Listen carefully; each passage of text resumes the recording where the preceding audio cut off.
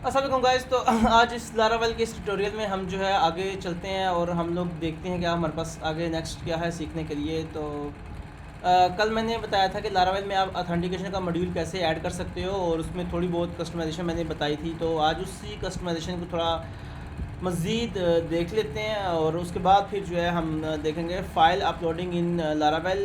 बहुत important topic है file uploading इन Laravel. इसमें बहुत सारी चीज़ें हैं, फ़ाइल का पाथ सेट करना, उसको सेव करवाना, सेव करवाने के बाद उसको देखना और फार्म से डाटा उसको कंट्रोलर तक लेके जाना। इसमें बहुत सारी चीज़ें हैं। इस ट्यूटोरियल को आप लाजमी देखेंगे। और सबसे पहले बात करते हैं जो काम हमने कल अधूरा छोड़ा था, जो कि हमारा यहाँ पे आके एंड हो गया था। अब यहाँ पे जो एरर आ रहा है इसका कोई इतना मसला नहीं है। वो एक्चुअली वो ये कह रहा है कि जी ऑथेंटिकेशन यूज़र डॉट नेम जो है इसमें कुछ भी नहीं है। वो इसमें इसलिए नहीं है क्योंकि हम लोगों ने लॉग आउट कर दिया था और उसका जो सेशन है वो खाली हो चुका है। अब उसको नल वैल्यू मिल रही है।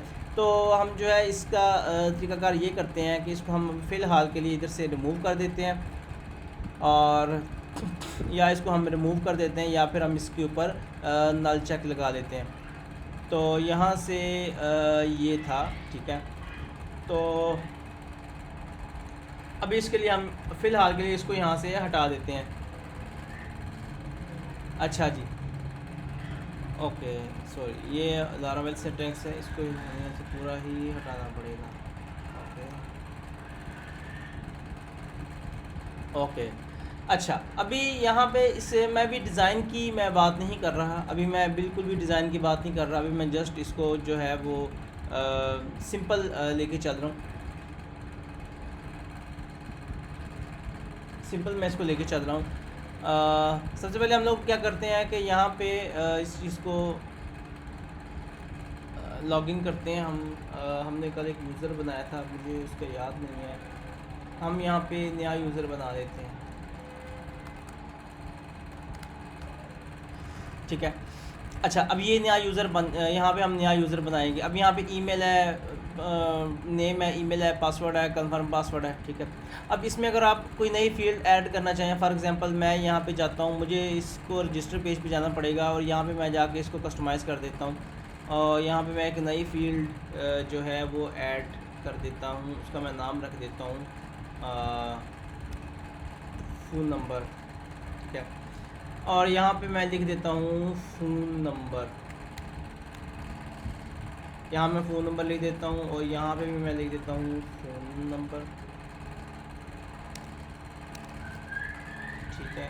और यहाँ पे भी फ़ोन नंबर। इसकी मैं आईडी सारी जो है वो चेंज कर देता हूँ। इसको यहाँ पे हम लोग जो है वो टेक्स्ट कर देते हैं और यहाँ पे भी हम इसको कर देते हैं फ़ोन नंबर, ठीक है। और यहाँ पे भी इसको हम कर देंगे फ़ोन और बस, ठीक। अच्छा, अब इसको देखते हैं। मैं जस्ट आपको बताना चाह रहा हूँ कि अगर आप रजिस्टर पेज में एक नई फील्ड ऐड करना चाहते हैं तो यहाँ पे ये फ़ोन की एक नई फील्ड ऐड हो गई है। अब आपने इसको सेव करवाने के लिए क्या करना है, ये तो आपने फ्रंट एंड के चेंजेस कर दिए। अब आपने वापस जाना है और यहाँ जाना है रजिस्टर कंट्रोलर पर। रजिस्टर कंट्रोलर पर अगर आप देखें तो यहाँ पे ये आपको मिलेगा, यहाँ पे नेम, ईमेल और पासवर्ड जो है वो वैलिडेट हो रही है। ये वैलिडेटर्स मैं बाद में इसका ट्यूटोरियल मैं अलग से बनाऊंगा, मैं बाद में समझाऊंगा। लेकिन फ़िलहाल के लिए मैं अभी इसको जस्ट ऐड कर रहा हूँ इधर। मैं यहाँ पे कहता हूँ कि मुझे यहाँ पे फ़ोन नंबर की वैलिडेशन भी चाहिए। फ़ोन नंबर, फ़ोन की वैलिडेशन भी चाहिए। और इसमें मैं यहाँ पे कहता हूँ कि बस फ़ोन नंबर रिक्वायर्ड हो, ये नहीं कि बस कुछ ना कुछ उसमें लिखना ज़रूर है, आप खाली ना छोड़ें, ठीक है। वैलिडेशन का अगर मैं साथ ही, चलो इसी ट्यूटोरियल में इसके साथ ही बता देता हूँ कि ये वैलिडेटर जो है इसके लिए आपने ऊपर एक फ़ाइल इंपोर्ट करनी है, ठीक है।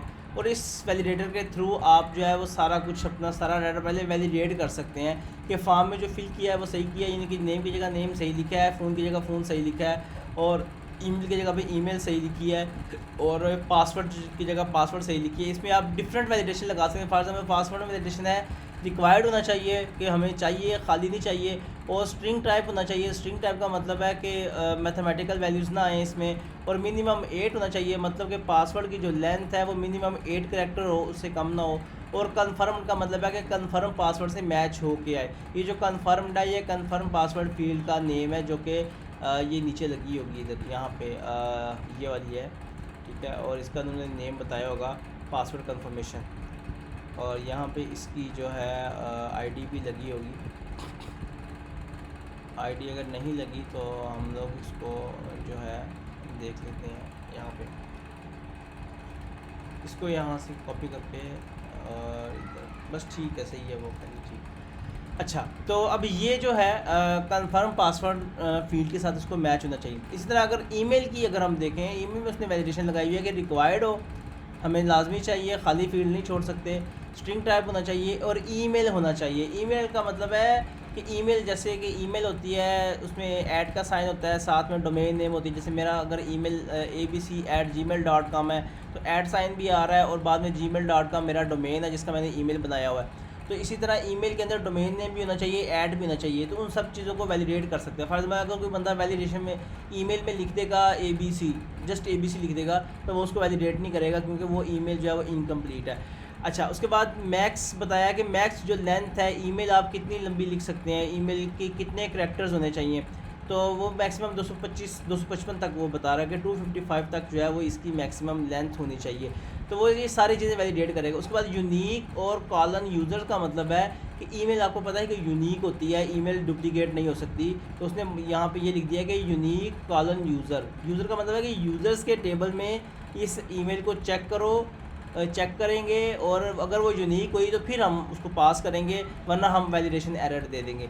तो वैलिडेशन को जो है एक बार चेक करने के लिए हम लोग यहाँ पे इस पेज पे देख लेते हैं। फॉर एग्जाम्पल मैं नेम में लिखता हूँ अली, मैं यहाँ पे भी अली यहाँ में लिख देता हूँ अली, ईमेल मैंने अली लिख दी, यहाँ पे मैं अली लिख देता हूँ, पासवर्ड मैं 1 2 3 लगा देता हूँ और अब मैं देखता हूँ मेरे पास क्या क्या एरर्स आते हैं। पहले वो कह रहा है कि जी ईमेल आपकी वैलिडेट करो, ईमेल ख़राब है, ईमेल इनकम्प्लीट है, मैंने ऐड साइन लगा दिया। अब मैं देखता हूँ मेरे पास क्या आता है, कहना फिल आउट दिस फील्ड, ये फील्ड भी फिल करनी है, मैं इसमें लगाता हूँ 1 2 3 4 मैंने लगा दिया।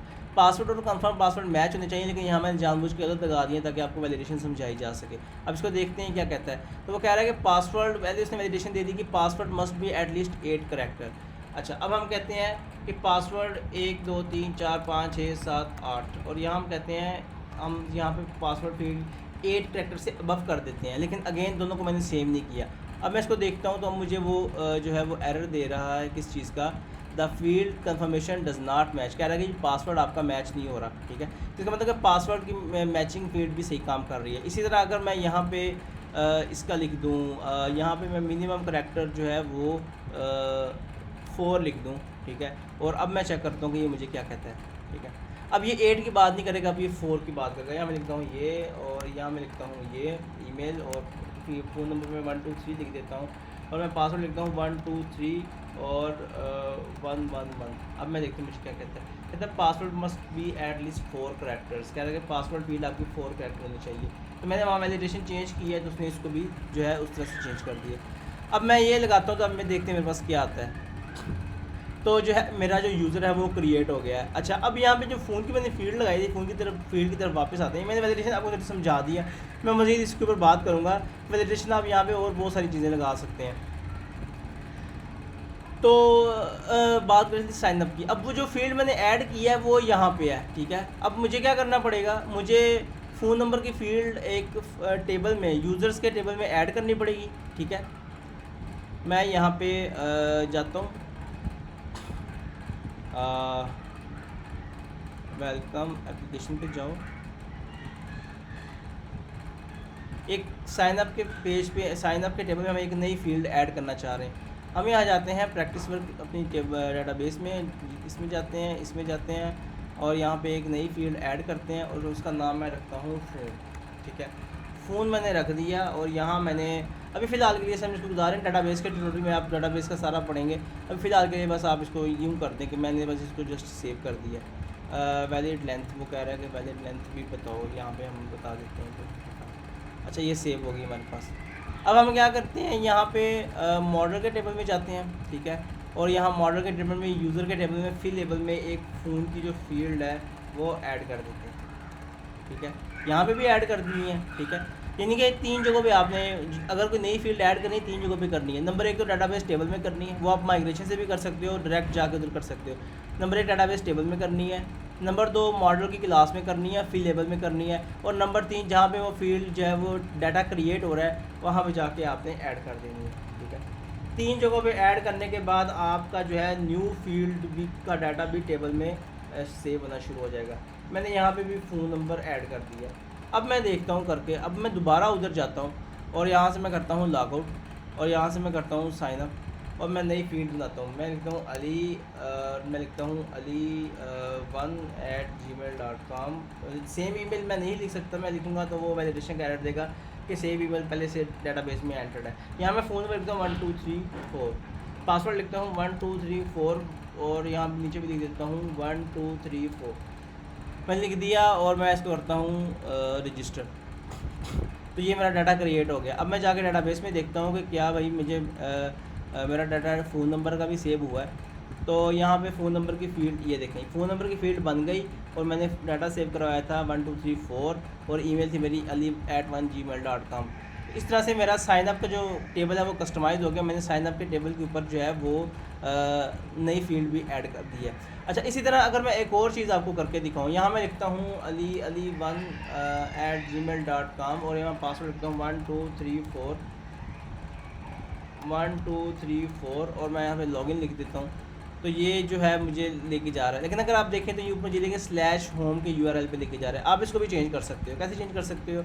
आप इधर जाओगे रजिस्टर के पेज पे, रजिस्टर के पेज में लॉगिन के पेज पे जाओगे और ये इधर आपका लिखा हुआ है /home, इसको आप चेंज कर दोगे। इसको कर दोगे माई टेस्ट URL, कुछ भी कर दो, जो भी आप जिस पे भी आपने लेके जाना है इसको वो कर दो। अब हम करके देखते हैं। अब हम इसको लॉग आउट करते हैं और अगेन लॉगिन करते हैं, देखते हैं भैया हमें कहाँ पे लेके जाता है। ali1@gmail.com 1 2 3 4, ठीक है। तो ये देखें /test के ऊपर लेके गया। अब वो URL नहीं बना हुआ तो वो उसने नॉट फाउंड कह दिया, लेकिन लेके वो हमें उधर ही गया। इस तरह से आप जो है इसका URL भी कस्टमाइज़ कर सकते हो, ठीक है। अच्छा, उसके बाद जो है मज़ीद चीज़ें भी इसमें काफ़ी सारी हैं।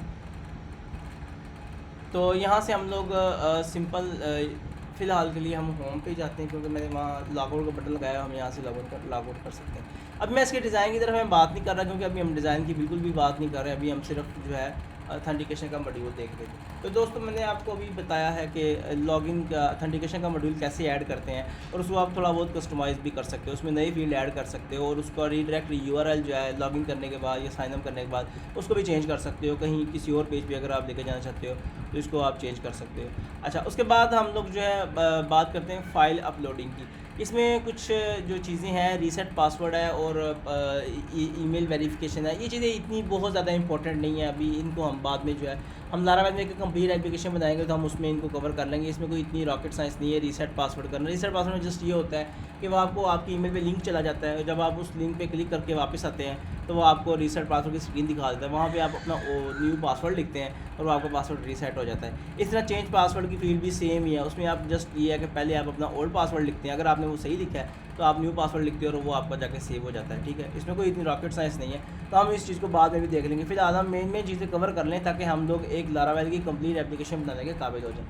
अच्छा, उसके बाद हम लोग बात करते हैं आगे फ़ाइल अपलोडिंग। बहुत इंपॉर्टेंट टॉपिक है फ़ाइल अपलोडिंग की, मैं बात करना चाहता हूँ। अच्छा जी, फ़ाइल अपलोडिंग की बात करने के लिए मैं पहले यहाँ पे लिखता हूँ लॉगिन, ठीक है, और यहाँ पे लॉगिन में मैं पहले लॉगिन कर लेता हूँ और होम पेज पे जो हम जो है होम पेज के ऊपर फ़ाइल अपलोडिंग का सारा मॉड्यूल बनाएंगे। ये हम होम पेज पे आ गए। मैं यहाँ पे होम लिख देता हूँ और मैं वहाँ पे जाके भी सॉरी, इसको मैंने कर दिया, क्या कर दिया, नहीं करना।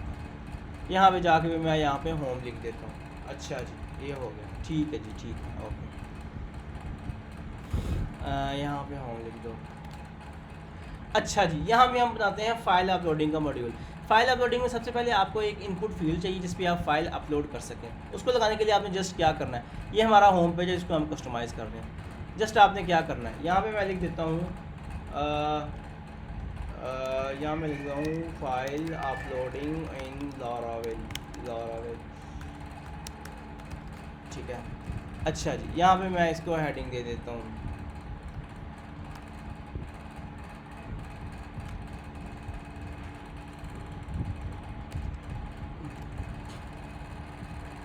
यहाँ पे मैं लिखता हूँ फॉर्म। अच्छा, मेरी बात सुने, मैंने आपको शायद बताया था, अगर आपने आपको मैंने नहीं बताया तो आप उसको देख लें। मेरे जो वेब डिज़ाइनिंग के जो ट्यूटोरियल्स हैं HTML CSS JQuery के हवाले से बने हुए हैं, उन्हें मैंने बताया हुआ है कि जो HTML का फॉर्म का टैग है वो क्या करता है। तो अगर आप लारावेल पढ़ रहे हैं तो आपको थोड़ी बहुत HTML का कुछ पता होना चाहिए, और अगर पता है तो आपको पता होगा कि फार्म का टैग मैंने क्यों लगाया है। अच्छा, अब मैं चलता हूँ इनपुट टैग। अगर आपको नहीं पता तो आप मेरी वेब डिज़ाइनिंग की जो वीडियोज़ हैं HTML CSS jQuery, उनको आप देख लें तो आप उनमें जो है आपको पता लग जाएगा कि जो है वो फार्म का टैग वो किस लिए होता है। मैंने उसमें सारे HTML के टैग्स का जो है इंट्रोडक्शन करवाया हुआ है, उसका मैं लिंक जो है डिस्क्रिप्शन में डाल दूँगा। अच्छा जी, यहाँ पे हम लगाते हैं एक इनपुट फील्ड, ठीक है, और यहाँ पे हम इसको देखते हैं, ये आ गया। और हम यहाँ पे इसको क्या करते हैं, अब ये इनपुट फील्ड पे हम क्लिक करें तो हमें फ़ाइल अपलोडिंग का ऑप्शन है। उसके लिए हम यहाँ पे क्या करेंगे, हम यहाँ पे जस्ट जो है वो फ़ाइल लगा देंगे, ठीक है। अच्छा, हमने फ़ाइल लगा दिया। अच्छा, फ़ाइल लगा दिया हमने, और यहाँ पे जो है हमें बस फॉर्म की फील्ड आ गई है। अब यहाँ पे नीचे हमें एक बटन भी लगा देते हैं। वो किस लिए होगा, वो इसलिए होगा कि जब हम क्लिक करेंगे तो वो जो है वो सेव हो जाना चाहिए, और यहाँ पे मैं वैल्यू लिख देता हूँ सेव। अच्छा, ये सबमिट का फॉर्म सबमिट का बटन इस तरह से भी बनाया जा सकता है कि आप इनपुट फील्ड ही लगा के उसकी टाइप सबमिट रख दो तो वो एक जो है बटन ही बन के आ जाएगा, ठीक है। अच्छा, अब मैं यहाँ पे कहता हूँ कि मैं जो है फाइल अपलोड किए बगैर फार्म को सेव ना कर सकूँ, तो यहाँ पे मैं इसके आगे लिख दूँगा रिक्वायर्ड। मैं रिक्वायर्ड लिख देता हूँ ताकि भाई ये मुझसे मांगे, फ़ाइल मांगे। अब मैं चेक करके देखता हूँ इसको, तो मेरे से क्या कह रहा है, शायद इसकी स्पेलिंग में मिस्टेक होगी। मैंने वो ऊपर वाली फील्ड में लिखना था इसको।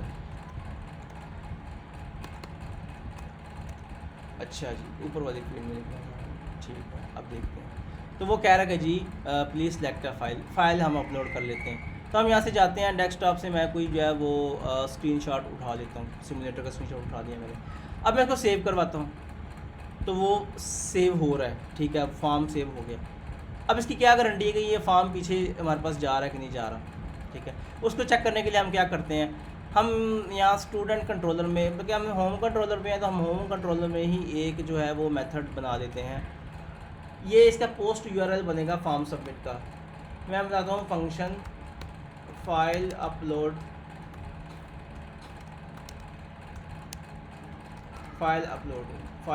कर लेते हैं, और इसके अंदर मैं बनाता हूँ रिक्वेस्ट और दिस रिक्वेस्ट।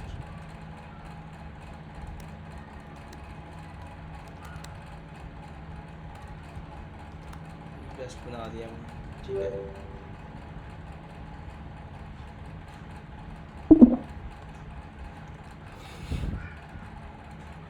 और यहाँ पे मैं करता हूँ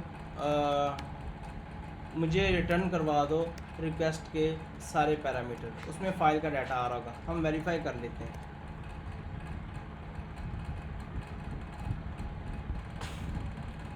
हम वेरीफाई कर लेंगे, ठीक है। तो इसका आप जो है राउट बनाते हैं, पहले इस मेथड का राउट बनाते हैं, और जिस पे हमने फ़ाइल अपलोड करनी है। आपको पता है कि राउट या URL तो बनाना ही पड़ता है। तो यहाँ हम जाते हैं वेब के ऊपर, इसका नेम कॉपी कर लो, और यहाँ हम जाते हैं वेब के ऊपर, और यहाँ पे हम बनाते हैं इसका URL। ये पहले वाले URL हैं, इनको मैं कमेंट कर देता हूँ, और यहाँ पे जो है अब हम इसको URL बनाते हैं। तो यहाँ हम लिखते हैं ये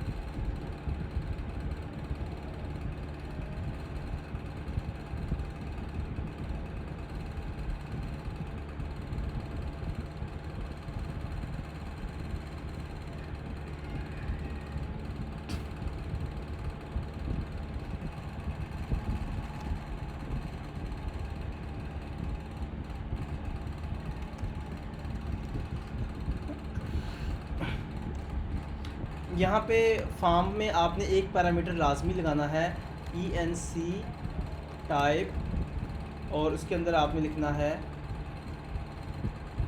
multi part select form data. ये आपने लाजमी लिखना है। अगर आपने ये नहीं लिखा तो आपका जो डाटा है वो फाइल का डाटा उधर कंट्रोलर तक नहीं पहुंच पाएगा।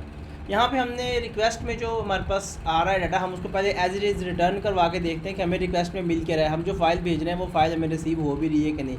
ये कंफर्म करने के बाद फिर हम आगे चलेंगे और अपनी उस फाइल को जो है सेव करवाएंगे। यहाँ पे नेम देना पड़ता है, आपको पता है कि हमने डाटा उधर एक्सेस करना होता है, तो यहाँ पे मैं लिख देता हूँ माई फाइल, कुछ भी नेम लिखा जा सकता है, मैंने माई फाइल लिख दिया। तो अब इसको करके देखते हैं क्या हमारे पास आता है। हमने ये किया और यहाँ से हमने एक फ़ाइल जो है वो कर ली और अब हम सेव करवाते हैं। सॉरी, तो वो कह रहा है कि हमने आई थिंक हमने URL जो बनाया है ये तो हमने पोस्ट बना लिया, ठीक है। और यहाँ फॉर्म में वो कह रहा है कि आप गेट मेथड कॉल कर रहे हो, तो हमें यहाँ पे बताना था कि जी मेथड है वो पोस्ट जी। अब करते हैं ट्राई। अच्छा जी, एक्सपायर्ड, ठीक है। एक्सपायर्ड इसलिए है क्योंकि फॉर्म के अंदर एक पैरामीटर लगाना होता है CSRF का। CSRF टोकन होता है जो कि मैंने आपको पहले बताया था। और ये चीज़ें माइंड से निकल जाती हैं सम टाइम फॉर्म बनाते वक्त, तो फिर हम उनको साथ साथ देख लेते हैं। अब देखते हैं हमारे पास क्या आता है। तो ये देखें टोकन आ गया और हमारी जो फ़ाइल है वो भी आ रही है, ठीक है। जो मेरी फ़ाइल थी उसका जो नेम था वो मेरे पास आ रहा है, तो इट मीन्स कि जो फ़ाइल है वो हमारी उधर पहुंच रही है, उधर रिसीव हो रही है, ठीक है। अब इस फ़ाइल को सेव करवाने की बात आ गई।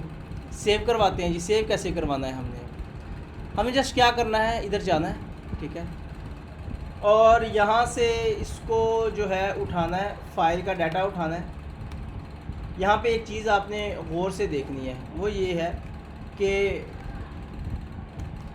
रिक्वेस्ट पैरामीटर से मैं कैसे डाटा उठाता हूँ, इनपुट और आगे इनपुट का नेम माई फाइल। लेकिन चूँकि ये फ़ाइल है तो इसमें यहाँ पे इनपुट नहीं आएगा, यहाँ आएगा फ़ाइल। इस चीज़ का आपने ज़रा ख्याल रखना है, ठीक है। और साथ ही मैं कहता हूँ कि फ़ाइल को स्टोर करवा दो, फाइल स्लैश स्टोर।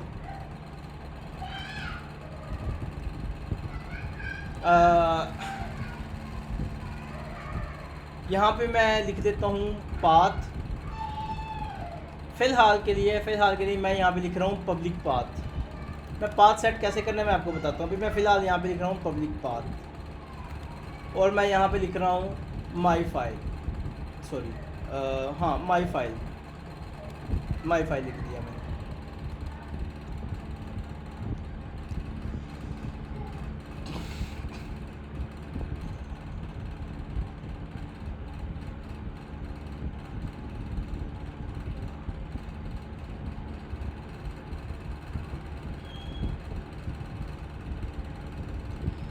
तो वो कह रहे हैं car to member function store on null. इसका मतलब है कि ये जो वेरिएबल है इसमें नल वैल्यू आ रही है, इसमें नल वैल्यू आ रही है इस वाले वेरिएबल में।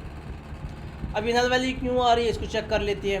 हम पहले ये देखते हैं कि हमारा ये जो पैरामीटर है, ये वाला पैरामीटर, और यहाँ पे जो हमने होम में बनाया था ये वाला पैरामीटर जो कि नेम है, ये सेम है दोनों, ये तो सेम है। अच्छा, इधर ऊपर कहीं मिस्टेक होगी कोई, ये यहाँ पे ये स्पेलिंग मिस्टेक है, यहाँ पे ये नहीं आना था, ये इस तरह से था। अब हम ट्राई करते हैं।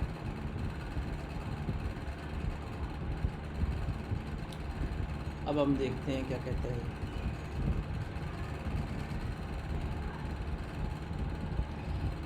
डज नॉट एग्जिस्ट और नॉट रीडेबल, ओके।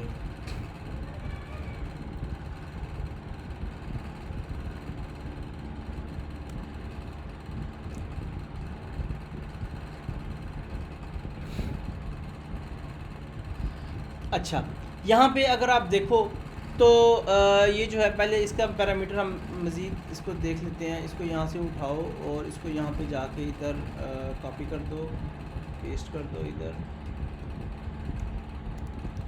ठीक है।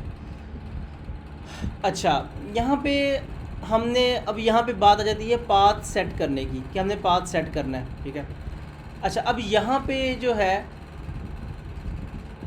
ये जो मैंने माई फाइल लिखा है, ये मैंने एक्चुअली क्या लिखा है, ये मैंने लिखा है कि मैंने जिस जो है डायरेक्टरी में फ़ाइल को सेव करवाना है। यहाँ पे मैं आपको अगर दिखाऊं, फाइल सिस्टम में अगर हम जाएं तो यहाँ पे ड्राइवर्स जो हैं वो कन्फिगर्ड हैं स्टोरेज के लिए। एक ड्राइवर कन्फिगर्ड है स्टोरेज पाथ ऐप। इसका मतलब है कि यहाँ इस अगर हम इस ड्राइवर को यूज़ करके फ़ाइल सेव करवाएंगे तो वो हमारी स्टोरेज में ऐप के अंदर सेव होगी। अच्छा, अगर हम पब्लिक का ड्राइवर यूज़ करेंगे तो हमारी जो हमारी जो फ़ाइल है वो सेव होगी स्टोरेज के अंदर, ऐप के अंदर, पब्लिक के अंदर, यानी कि स्टोरेज के अंदर, ऐप के अंदर, पब्लिक के फ़ोल्डर के अंदर, ठीक है। तो यहाँ से हमने इन दोनों में से कोई एक ड्राइवर, ये जो S3 है ये अमेज़ोन के लिए, इसको आप छोड़ दें बेशक। तो अभी इन दो की बात करते हैं। यहाँ पे हम दोनों में से कोई एक चुनना है, तो हम यहाँ पे लिख लेते हैं पब्लिक हम यूज़ कर लेते हैं और देखते हैं कि हमारा डाटा कहाँ सेव होता है। तो वो आपने ड्राइवर इधर लिखना है जहाँ मैंने माई फाइल लिखा था। यहाँ आपने उस ड्राइवर का नाम लिख दिया। मैं कह रहा हूँ मैं पब्लिक वाली कॉन्फ़िगरेशन या पब्लिक वाला ड्राइवर यूज़ कर रहा हूँ। अब इसका मतलब है कि पब्लिक वाला ड्राइवर यूज़ करो, ठीक है, और उसके साथ पब्लिक पाथ जो है वो लगा के तो वहाँ फ़ाइल सेव करवा दो। अच्छा, पहले इस चीज़ को समझते हैं। मैं पहले फ़ाइल सेव करवाता हूँ, मैं देखता हूँ मेरे पास क्या आंसर आता है। यहाँ पर मैं देखता हूँ, यहाँ से मैं फ़ाइल कोई और उठा लेता हूँ, ये वाली उठा लेता हूँ। तो ये उसने मुझे रिटर्न कर दिया, उसका टोकन और माई फाइल। ये एक्चुअली उसने मुझे क्या रिटर्न किया, उसने ये वाली लाइन जो है रीड की है, लाइन नंबर 33, यानी कि उसने इस पाथ में फ़ाइल सेव कर दिया। अभी जाके देखते हैं, हम जाते हैं हमने पब्लिक का ड्राइवर यूज़ किया था और पब्लिक के ड्राइवर का जो पाथ उसने सेट किया हुआ है और वो है स्टोरेज के अंदर, ऐप के अंदर, पब्लिक का फ़ोल्डर। हम जाते हैं यहाँ, ये हम गए स्टोरेज के अंदर, ऐप के अंदर और पब्लिक का फ़ोल्डर। अब पब्लिक के फ़ोल्डर में आगे, अब देखो पब्लिक के फ़ोल्डर में आगे ये इतना लंबा पाथ अटैच हो गया, ये इतना लंबा, ये यहाँ पब्लिक तक, और उसके बाद आगे फ़ाइल सेव हुई है, ये फ़ाइल भी हमारी सेव हो गया। अच्छा, अब ये जो पाथ इतना लंबा अटैच हो गया है, इसका मतलब क्या है? इसका मतलब ये है कि जो मैंने इधर लिखा था पब्लिक पाथ क्या करता है, हमारे रूट से लेकर, यानी कि कंप्लीट पाथ शुरू से लेकर कहाँ तक देता है, पब्लिक फ़ोल्डर तक। हमारे एप्लीकेशन का जो पब्लिक फ़ोल्डर है ये बेसिकली उसका पाथ है। पब्लिक फ़ोल्डर कहाँ पे पड़ा हुआ है, उसका शुरू से रूट से जो पाथ है वो सारा पाथ रिटर्न करता है। तो यहाँ फिर उसने क्या किया, पब्लिक फ़ोल्डर से वो सारा पाथ उठा के, अब मैं आपको यहाँ पे ना पब्लिक पाथ जो है वो रिटर्न करवा के दिखाता हूँ। ये हमें क्या रिटर्न कर रहा है मैं आपको दिखाता हूँ। पब्लिक पाथ जो है वो पब्लिक फ़ोल्डर का कंप्लीट पाथ होता है। मैं अभी आपको दिखाता हूँ। ये देखो, ये किया, यहाँ पे कोई फ़ाइल सेव करो और इसको सेव करो। ये देखो, ये हमें दे रहा है शुरू से, रूट से, यूज़र से लेके आगे मैक यूज़र, डॉक्यूमेंट, लारावेल का फ़ोल्डर है, उसके बाद माई प्रोजेक्ट लारावेल एप्लीकेशन है और उसके अंदर पब्लिक का फ़ोल्डर है। यानी कि पब्लिक के फ़ोल्डर तक ये जो कंप्लीट पाथ बनता है, ये पब्लिक पाथ फंक्शन हमें वो वाला रिटर्न करता है। तो मैंने स्टोर के अंदर वो वाला पाथ दे दिया और आगे ड्राइवर दे दिया कि ये वाला कॉन्फ़िगरेशन ड्राइवर यूज़ करके इस पाथ के साथ मेरी फ़ाइल सेव करवा दो। तो वो जो है, इसलिए वो यहाँ पब्लिक तक तो इसलिए वो आया क्योंकि मैंने यहाँ पे पब्लिक लिखा था। जो पब्लिक ड्राइवर की कॉन्फ़िगरेशन है वो पब्लिक फ़ोल्डर तक थी, स्टोरेज के, ऐप के, पब्लिक फ़ोल्डर तक। और फिर आगे उसने जो है, जो पाथ हमने इधर दिया वो उसने आगे सारा अटैच करके आगे फ़ाइल सेव करवा दी। इस चीज़ को मैं सिंप्लीफाई इस तरह से करता हूँ कि मैं यहाँ पे मैं कहता हूँ, मैं इसको डिलीट कर देता हूँ और मैं डिलीट करने के बाद मैं कहता हूँ कि मेरी फ़ाइल इतने लंबे पाथ के साथ सेव ना हो, यहाँ पे डायरेक्ट ही पब्लिक के फ़ोल्डर में बाहर सेव हो जाए। तो मैं क्या करता हूँ, मैं यहाँ पे जो है इसको हटा के मैं जस्ट स्लैश लिख देता हूँ। इसका मतलब है कि इस वाली कॉन्फ़िगरेशन में जाके तो वहाँ बस जस्ट स्लैश के साथ ही वो फाइल जो है वो सेव करवा दो, यानी कि मेन पे ही करवा दो। अभी करके देखते हैं इसको। अभी यहाँ पे पब्लिक फ़ोल्डर में हमारी फ़ाइल आ जानी चाहिए। अभी करके देखते हैं, ये इसको हटा देते हैं।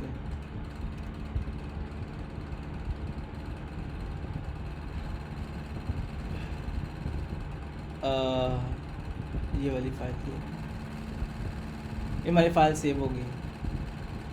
तो अब ये देखो पब्लिक के अंदर डायरेक्ट मेन पे ही हमारी फ़ाइल आ गई है, इसका मतलब है उसने पाथ हमारी फ़ाइल सही सेव की है। लेकिन अब मसला ये है कि हमने फ़ाइल्स अपनी इधर सेव नहीं करवानी होती, हमने अपनी फ़ाइल यहाँ पब्लिक के फ़ोल्डर में सेव करवानी होती हैं ताकि हम यहाँ से एक्सेस करनी आसान हो। फॉर एग्ज़ाम्पल अब ये कैसे करेंगे, एक्सेस करनी आसान कैसे है मैं आपको बता देता हूँ। फ़िलहाल मैं सेव करके दिखाता हूँ। यहाँ फाइल सिस्टम में जाओ तो यहाँ पे जो इसकी जो है ये जो रूट कॉन्फ़िगरेशन है इसको चेंज कर दो। यहाँ पे लिख दो पब्लिक पाथ, अगेन वही बात आ गई। अब मैंने यहाँ पे पब्लिक पाथ लिख दिया, इसका मतलब है कि पब्लिक के फ़ोल्डर तक का जो पाथ है उसके ऊपर जाओ और उसके आगे जो मैंने दूसरा पैरामीटर दिया है ये वाला, इस पाथ के हिसाब से फ़ाइल सेव करवा दो। यानी कि पब्लिक के फ़ोल्डर तक जाओ, पब्लिक फ़ोल्डर तक जाने के बाद जो मैंने दूसरा पैरामीटर पास किया है उसमें मैंने जस्ट स्लैश लगाया है तो वहीं मेन पे सेव करवा दो। अगर मैं स्लैश लगा के मैं अपलोड्स लगा देता हूँ, कोई फ़ोल्डर का नाम लिख देता हूँ, तो फिर अपलोड्स के फ़ोल्डर में सेव करवा दो। अब मैं यहाँ मैंने अपलोड्स लिख दिया और यहाँ मैंने पब्लिक लिख दिया, और पब्लिक की मैंने कॉन्फ़िगरेशन जो है वो मैंने चेंज कर दिया है कि अब आपने जो है पब्लिक की जो कॉन्फ़िगरेशन है वो मैंने चेंज कर दी। यानी कि अब आपने जो फ़ाइल है वो कहाँ सेव करवानी है, वो पब्लिक पाथ में सेव करवानी है, स्टोरेज वाले फ़ोल्डर में सेव नहीं करवानी। अच्छा अब करके देखते हैं। अभी इस वक्त ये पब्लिक का फ़ोल्डर है, इसमें कुछ भी नहीं है, हमारी फ़ाइल नहीं है। अभी हम देखते हैं क्या सेव करवाता है और कहाँ सेव करवाता है। तो यहाँ से चूज़ फाइल और अब इसको सेव करवाओ, फाइल उसने सेव करवा दी है। तो ये देखो पब्लिक के फ़ोल्डर में उसने अपलोड्स का फ़ोल्डर बना के उसके अंदर हमारी फ़ाइल को उसने सेव करवा दिया। यानी कि जो पाथ मैंने इधर पास किया था, यहाँ ये जो पब्लिक है ये रूट का पाथ है, रूट के आगे जो मैंने अपना कस्टम पाथ पास किया उस पाथ को उसने जाके फ़ाइल को सेव करवा दिया। तो इस तरह से आप जो है फ़ाइल को सेव करवा सकते हो। तो आप स्टोरेज की बजाय स्टोरेज के आप पब्लिक के फ़ोल्डर में फ़ाइल सेव करवाओ। पब्लिक फ़ोल्डर में फ़ाइल सेव करने का फ़ायदा ये है कि आप इसको एक्सेस बड़े आराम से कर सकते हो। कैसे, जस्ट आपने क्या करना है, इस फाइल का जो नाम है ये आपके पास होना चाहिए। अभी जो है डेटाबेस के साथ मैं नहीं कर रहा, लेकिन होता ये है कि जब हम यहाँ पे फ़ाइल जो है वो सेव करवा लेते हैं, जब हम यहाँ पे फ़ाइल सेव करवा लेते हैं तो उसका जो पाथ है वो हम उधर डेटाबेस में सेव करवाते हैं ताकि हम फ़ाइल को या बाद में एक्सेस कर सकें। लेकिन अभी हम उस तरफ नहीं जा रहे, हम सिर्फ फ़ाइल अपलोडिंग का देख रहे थे। उसके आगे जस्ट आसान ही है, इतना मुश्किल नहीं है। जस्ट ये वाला जो पाथ है ना, ये जो पाथ हमने इधर लिखा है, इस पाथ को अपने डेटाबेस में साथ सेव करवा देना। लेकिन अभी हम उस तरफ नहीं जा रहे। अच्छा, अब यहाँ पे ये फ़ाइल इधर सेव होगी। अब मैं इसको एक्सेस कैसे करूँगा? मेरे पास इस फ़ाइल का जो है नेम होना चाहिए, एक्चुअली नेम होना चाहिए मेरे पास इस फ़ाइल का कंप्लीट। अच्छा, कंप्लीट नेम होना चाहिए और साथ में मेरे पास क्या होना चाहिए, बस ठीक है, कंप्लीट नेम होना चाहिए। तो मैं क्या करूँगा, मैं एप्लीकेशन के जो IP इनकी जो मेन URL है उसके आगे ही पब्लिक फ़ोल्डर के आगे वाला पाथ लिख दूँगा तो मेरी फ़ाइल एक्सेस हो जाएगी। फॉर एग्जाम्पल पब्लिक फ़ोल्डर से आगे वाला पाथ कौन सा है, अपलोड्स स्लैश फ़ाइल, आगे फ़ाइल पड़ी हुई है, फ़ाइल का नेम। तो ये देखो ये मेरी जो फ़ाइल है वो इधर मेरे पास जो है वो एक्सेस हो गई है। यहाँ पे ये इसको मैं जूम भी कर सकता हूँ, ठीक है। और ये फ़ाइल जो है मुझे एक्सेस हो गई है इधर वेब के ऊपर, ये देखो। तो इस तरह से है ये जो फ़ाइल सेव करवाने के बाद आप उसको एक्सेस भी कर सकते हो URL से। जस्ट आपने क्या करना है, पब्लिक फ़ोल्डर के जो भी आगे वाला पाथ है बस उसको लिख देना है, पीछे एप्लीकेशन का मेन URL लगा रहेगा और वो फाइल एक्सेस हो जाएगी। अच्छा, अब मैं इसको जो है इस वाली फ़ाइल को अगर मैं चाहूँ तो मैं इमेज के टैग बनाकर उसमें भी एक्सेस कर सकता हूँ। वो कैसे, वो ऐसे कर सकता हूँ कि मैं यहाँ जाऊँगा और रिसोर्सेज में जाऊँगा और होम के अंदर मैं यहाँ पे एक जो है वो इनपुट इमेज का टैग बना देता हूँ और उसके अंदर मैं ये पाथ कॉपी कर देता हूँ, कंप्लीट पाथ कॉपी कर देता हूँ। और अब मैं देखता हूँ कि मेरे पास क्या आता है। तो सॉरी, ये देखो मैं इसकी हाइट विड्थ कम कर देता हूँ।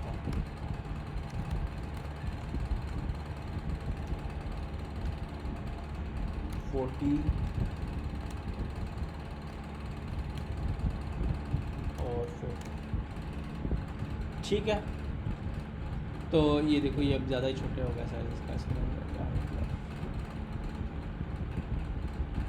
इसको 20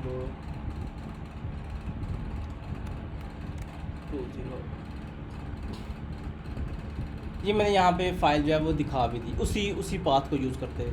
इस तरह से आप फ़ाइल सेव भी करवा सकते हो, आप फ़ाइल शो भी करवा सकते हो, और आप जो है फ़ाइल अपनी मर्ज़ी से किसी भी पाथ के ऊपर सेव करवा सकते हो। आप पब्लिक में फ़ोल्डर में सेव बाय डिफ़ॉल्ट जो है वो कॉन्फ़िगरेशन स्टोरेज के फ़ोल्डर की हुई होती है, बाद में आप इसको चेंज करके पब्लिक के फ़ोल्डर में भी सेव करवा सकते हो। पब्लिक के फ़ोल्डर में मज़ीद कोई फ़ोल्डर बना के भी सेव करवा सकते हो। अगर आप फ़ोल्डर नहीं बनाते, अगर आप यहाँ पे जस्ट स्लैश लगाते हो तो पब्लिक के फ़ोल्डर में मेन पे फ़ाइल सेव हो जाएगी। अगर आप कुछ आगे लिख देते हो ABC कुछ भी, तो उस नाम से फ़ोल्डर बनेगा और उसके अंदर फ़ाइल सेव होगी। और जो पब्लिक की ड्राइवर कॉन्फ़िगरेशन है वो आप इधर से सेट कर सकते हो। जो आपने इधर लिखी हुई है, रूट का पाथ दिया हुआ है, फ़ाइल उस पाथ पे जाके सेव होगी जो भी आपने इधर लिखा हुआ है। इधर पे वाइड फाइल स्टोरेज का पाथ होता है, इधर भी स्टोरेज का पाथ है, तो अभी आप यहाँ पे आप पब्लिक का पाथ कर सकते हो। तो दोस्तों इस तरह से जो है आप लारावेल में फ़ाइल अपलोडिंग जो टास्क है वो अचीव कर सकते हो, ठीक है। तो होपफुली आपको समझ आ गई होगी। बहुत ही इंपॉर्टेंट टास्क था। फ़ाइल अपलोडिंग हर एप्लीकेशन का हिस्सा है, हर एप्लीकेशन का पार्ट है। तो फ़ाइल अपलोडिंग जो है उसको लाजमी सीखना चाहिए। उसके जो है वो बहुत ज़्यादा यूजेज हैं।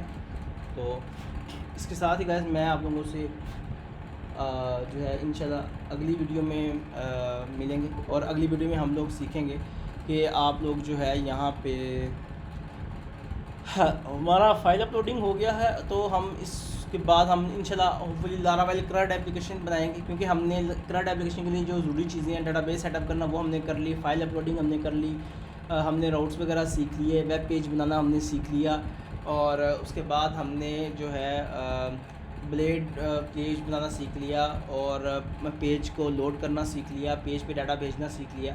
तो अब हम एक CRUD एप्लीकेशन बना सकते हैं। लेकिन उससे पहले जो है मैं यहाँ पे एक और कंटेंट ऐड कर रहा हूँ, वो हमारे पास है blade file components, blade components reuses, और यहाँ पे मैं लिख देता हूँ मल्टीपल यूजेज। हमारा जो नेक्स्ट टॉपिक होगा वो ये वाला होगा, उसके बाद इंशाल्लाह फिर हम CRUD बनाएंगे। तो क्योंकि इसकी जो है वो हमारे पास हमें इसकी नीड है पहले पढ़ने की, तो हम इसको पहले पढ़ेंगे। ये इसमें होगा, ये हम लोग सीखेंगे कि हम ब्लेड फाइल जो बना लेते हैं तो बाद में हम उसको हर पेज के ऊपर कॉल कैसे करवा सकते हैं। हर पेज के ऊपर उसको अगर इंपोर्ट करवाना हो, फॉर एग्जांपल हमने ऐड टू कार्ट हमने बनाया, हमने एक एप्लीकेशन बनाई है, उसमें हम प्रोडक्ट को ऐड टू कार्ट कर रहे हैं। अब जैसे ही प्रोडक्ट ऐड टू कार्ट होगी तो वो जो कार्ट होगा उसके अंदर उसका आ जाएगा जी एक आइटम ऐड हो गया और उसका जो टोटल प्राइस है वो ये है। अब उस कार्ट की इन्फॉर्मेशन को हर पेज पे हमें दिखाना है, ताकि यूज़र को हर पेज पे पता चलता रहे कि मेरे पास कार्ट में इतने आइटम है। लाइक एक होम पेज है, एक अबाउट अस का पेज है, एक कोई और पेज है। तो ऐसा नहीं है कि अगर यूज़र किसी और पेज पे चला गया है और वो भूल गया कि मैंने कार्ट में क्या क्या आइटम ऐड किए थे, तो वो वापस वो होम पेज पे उसको आना पड़े, नहीं, वो उधर ही देख सके, उधर से वो ऊपर एक बटन लगा हो, वहाँ से कार्ट ओपन करे और कार्ट में उसकी इन्फॉर्मेशन आ जाए। तो कार्ट की जो इन्फॉर्मेशन है इसका भी एक पेज बना होगा, तो वो उसको हर पेज पे कैसे दिखाना है ये हम सीखेंगे कि ब्लेड कंपोनेंट बनाकर उसको हर पेज के ऊपर जो है वो किस तरह से दिखा सकते हैं, कि एक बार बनाकर उसको बार बार यूज़